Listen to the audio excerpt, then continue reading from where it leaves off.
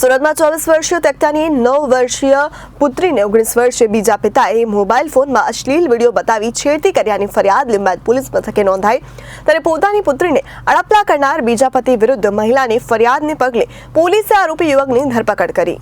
Police સૂત્રોએ આપેલ માહિતી પ્રમાણે લિંબાયત વિસ્તારમાં રહેતી 34 વર્ષીય પરિણીતાએ થોડાક સમય પહેલા તેના પતિ સાથે છૂટાછેડા થઈ ગયા હતા। 2 સંતાનોની માતા પરિણીતા 6 મહિના પહેલા લિંબાયત વિસ્તારમાં જ રહેતા તેનાથી અડધી વયના યુવકના પ્રેમમાં પડી ગઈ। ત્યારે બંને ઉંમરના પાધાની પરવા કર્યા વિના બંને નિકાહ કરી લીધા। આ યુવતી તેના બંને સંતાનો સાથે યુવકના ઘરે રહેવા આવી ગઈ। માત્ર દૈહિક આકર્ષણથી ઉદ્ભવેલા સંબંધોનો અંત થોડાક સમયમાં જ આવી ગયો હતો અને ત્યારે બંને થોડાક સમયમાં જ છૂટા થઈ ગયા। ત્યારે યુવતી થોડાક દિવસથી તેની સંતાનોને લઈ માતાના ઘરે રહેવા જતી રહી હતી। આ દરમિયાન ગુરુવારે તેની 9 વર્ષીય પુત્રીને લઈ લિંબાયત પોલીસ મથકે પહોંચી। ત્યારે 11મીની સવારે 9 વર્ષીય પુત્રી બાથરૂમમાંથી નાહીને નીકળી કપડાં પહેરવા બહાર નીકળી। ત્યારે બહાર જ સાવકા પિતાએ પકડી ખોળામાં બેસાડી અને મોબાઈલ ફોનમાં અશ્લીલ વિડીયો ચાલુ કરી તેને ચુંબન કરવાની સાથે હડપલા શરૂ કર્યા।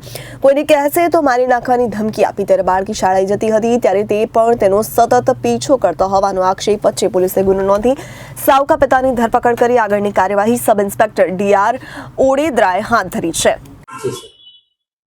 સુરત શહેરના લિંબાયત પોલીસ સ્ટેશન વિસ્તારમાં એક બેને આવીને ફરિયાદ નોંધાવી હતી।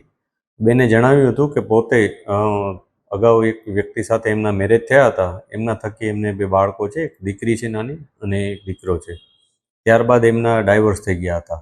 આ ડાયવોર્સ થયા બાદ અન્ય એક છોકરા સાથે એમના પ્રેમ સંબંધ થયો હતો, જે અનુસંધાને એ લોકોએ પણ મેરેજ કરી લીધા હતા। આ મેરેજ લાંબો સમય ટક્યા નહીં હતા અને થોડાક સમયથી એમને સમસ્યા થતાં બંને અલગ અલગ ઘરમાં પોતાના રહેવા જતા રહ્યા હતા। આ બેન પોતાના મધરના ઘરે જતા રહ્યા હતા।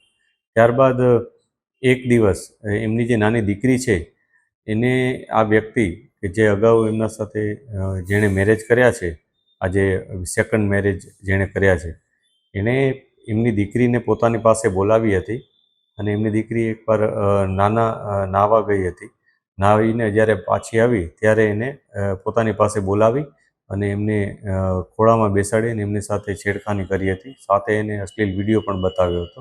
આ પ્રકારના અડપલા કરવાને કારણે એમને બેનને જ્યારે જાણ થઈ તો એમણે પોલીસ સ્ટેશન આવી અને ફરિયાદ નોંધાવી હતી। પોલીસે આ અનુસંધાને બીએનએસની કલમો અને પોક્સોની કલમ ઉમેરી આગળની કાર્યવાહી હાથ ધરી છે। જે આરોપી છે એની ધરપકડ કરી લીધેલ છે અને આગળની કાર્યવાહી ચાલુ છે। આરોપી શું કરે છે? જે આરોપી છે એ છૂટક મજૂરી કરે છે। હાલ કોઈ રેગ્યુલર જોબ કરતો એવું કોઈ માહિતી નથી। એનો ગુનાહિત ઇતિહાસ પણ તપાસી રહ્યા છે। અત્યાર સુધી એવી કોઈ સ્પષ્ટ માહિતી મળેલ નથી। Reporter Arvind Rathod, Janadesh news, Surat.